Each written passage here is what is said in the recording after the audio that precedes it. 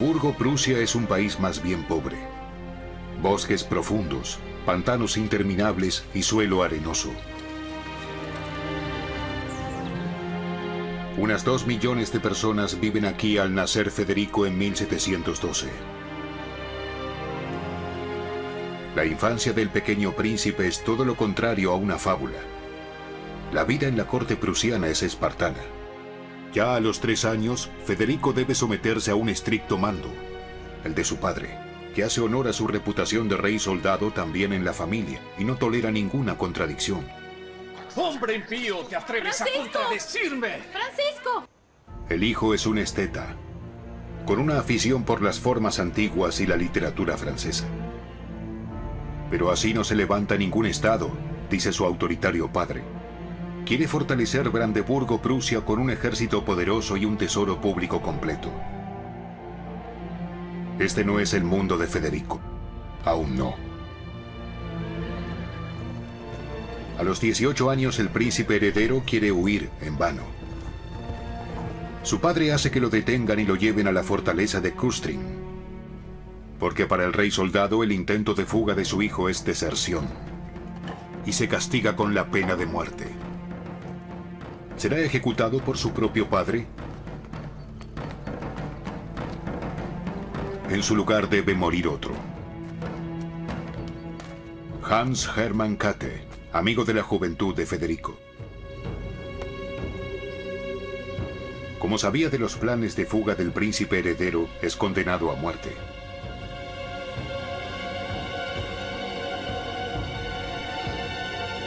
El dolor que le inflige su padre lo perseguirá toda su vida.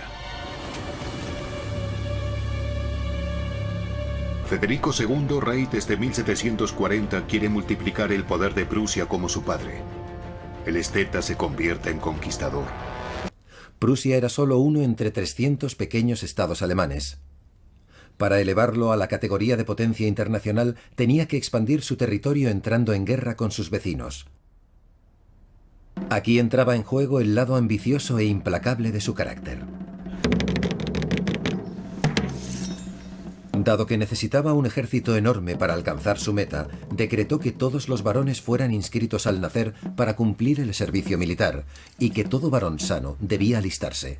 Durante un tiempo, 1 de cada 20 habitantes era soldado. Las ciudades y pueblos de Prusia rebosaban de militares. Ya en la infancia, los soldados son seleccionados según reglas fijas y reciben de su futuro regimiento una marca de pertenencia. No todos los que se presentan son reclutados. Deben cumplirse ciertas condiciones. En el archivo estatal de Münster hay referencias a la práctica del reclutamiento prusiana. Por ejemplo, una simple cinta métrica. Los soldados debían tener una altura mínima.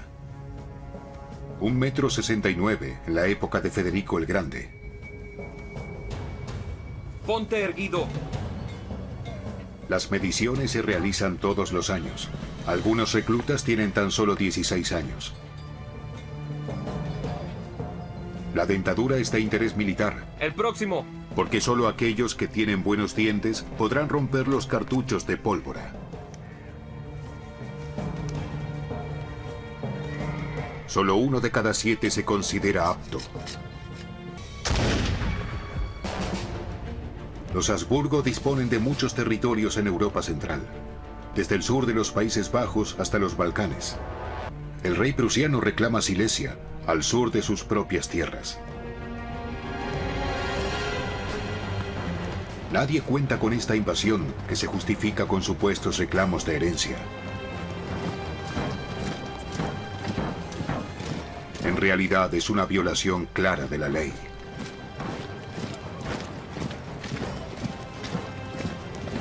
Al principio, María Teresa no tiene nada que oponer. Para Federico fue un botín fácil, pero de un gran valor. Vamos. Porque Silesia, con el Oder como arteria principal, no solo es importante estratégicamente, también es una provincia rica con una próspera economía. Durante 4 largos años, las tropas de Federico luchan contra el ejército de María Teresa.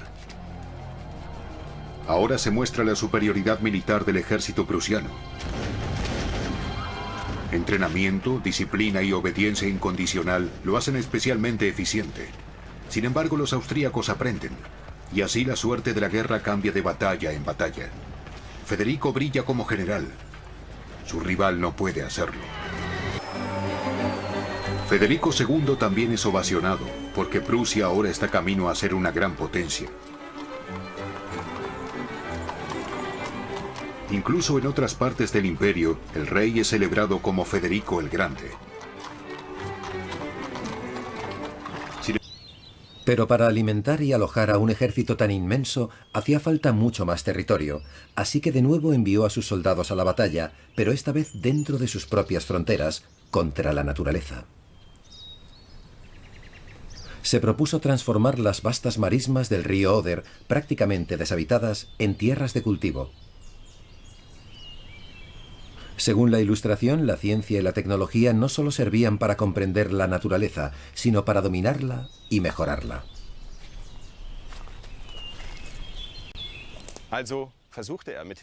Sirviéndose de la ciencia ilustrada moderna y de expertos de la Academia de las Ciencias de Berlín, Federico estudió posibles métodos para drenar toda la zona.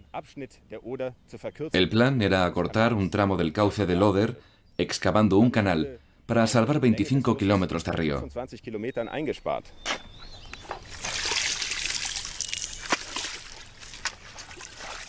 Era una tarea peligrosa, sobre todo porque eran zonas pantanosas con paludismo. Pero en la paz, como en la guerra, los soldados de Federico no tenían elección.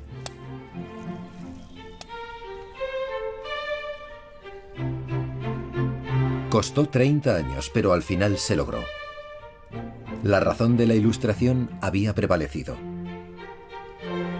Se construyeron nuevos pueblos junto a nuevas vías rápidas, y los tradicionales pueblos pesqueros fueron sustituidos por limpias hileras de casas, prósperos cultivos y ganado.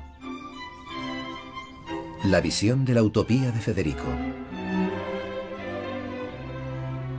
1.200 nuevos pueblos acogieron a 300.000 colonos, no solo de Prusia, sino también del extranjero.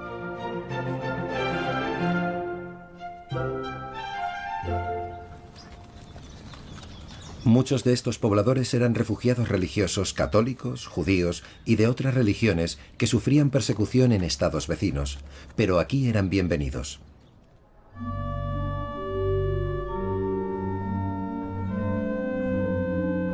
Federico tenía una cualidad de lo más extraordinaria para un monarca de la época, y era su tolerancia religiosa, un elemento importante de la filosofía ilustrada. Dijo: todo hombre debe aspirar a la salvación a su propio modo. Un gran gobernante debía demostrar esto con un gran gesto.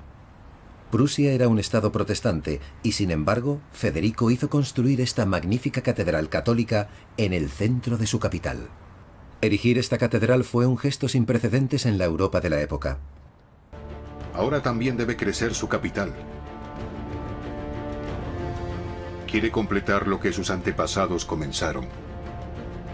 Federico sueña con una Atenas a orillas del Spree, en tierras de Brandeburgo. Cuando ascendió al trono vivían aquí 100.000 personas. Berlín es una ciudad de inmigrantes, partiendo por los 7.000 hugonotes, refugiados protestantes de Francia, que han encontrado aquí un nuevo hogar. Aquí todos deberían ser felices a su manera, dice el rey. E incluso habla de hacer construir una mezquita. La ciudad es cosmopolita. La Academia de Ciencias, la primera en suelo alemán, tiene su sede en Berlín. Bajo el rey prusiano, esta ciudad experimenta un florecimiento cultural y económico.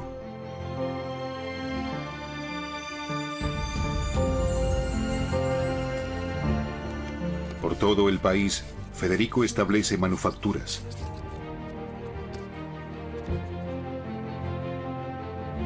En ellas trabajan cientos de personas, también mujeres. Nadie debería estar inactivo.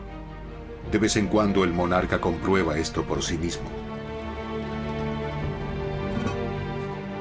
Siente un interés especial por la manufactura real de porcelana, KPM por sus siglas en alemán, ya que garantiza considerables ganancias.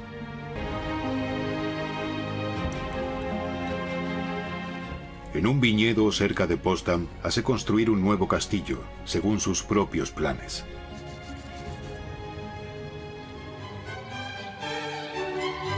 Sanssouci. Su nombre es una declaración de intenciones. Quiere vivir aquí sin preocupaciones, lejos del ceremonial de la corte de Berlín.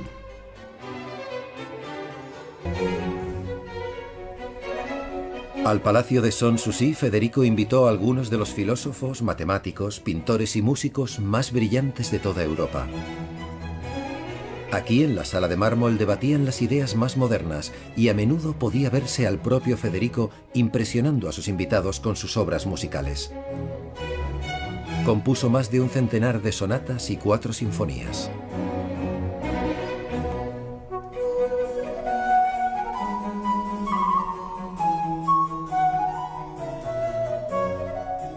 Uno de los invitados a la corte de Federico era el filósofo y escritor francés Voltaire, que entonces era la más célebre de las figuras de la Ilustración. Je vous ai éperdument cherché dans le parc cet après-midi. Où est-ce que vous vous étiez caché? J'ai composé quelques vers. Bien. J'espère que vous y avez pensé au roi. Ah, bien, dans un sens, oui. J'ai dédicacé ces vers à la reine. La pauvre est si seule dans son château. J'ai voulu ainsi la remonter un peu. Je ne souhaite pas la présence de femmes dans cette ronde. Et je ne souhaite pas que l'on parle Federico d'elle. mantuvo correspondencia con Voltaire durante muchos años. Necesitaba de su inteligencia y su inspiración. Voltaire, a menudo en el exilio, necesitaba de la protección y el apoyo de Federico para sus ideas radicales. Juntos redactaron el Manifiesto por el Perfecto Gobernante Ilustrado. Se llamó el Anti-Maquiavelo. El propósito de un monarca verdaderamente ilustrado, según expone el Anti-Maquiavelo, es hacer el bien infinito a sus súbditos.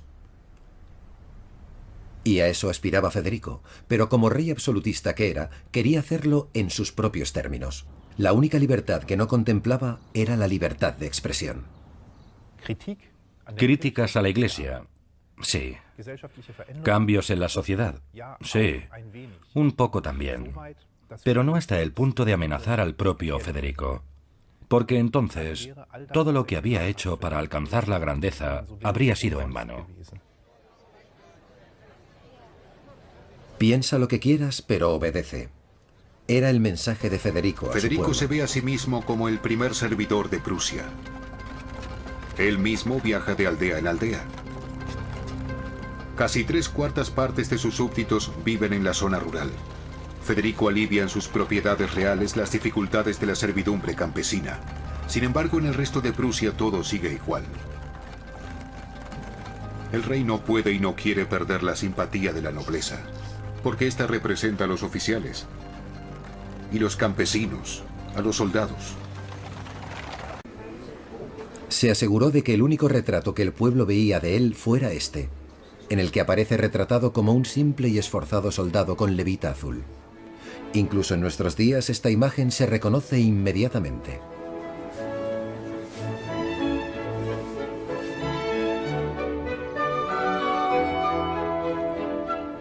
Federico era un monarca de su tiempo y lugar.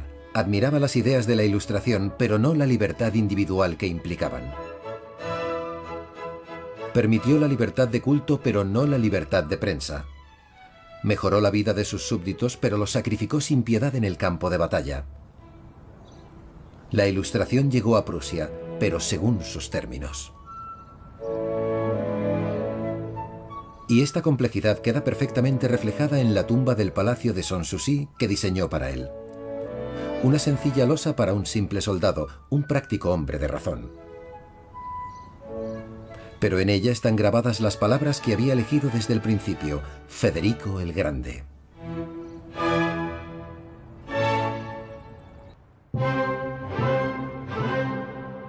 A estas alturas, Federico ya había cumplido casi todas sus ambiciones, había duplicado el tamaño de Prusia y transformado un pequeño estado entre muchos en una gran potencia europea.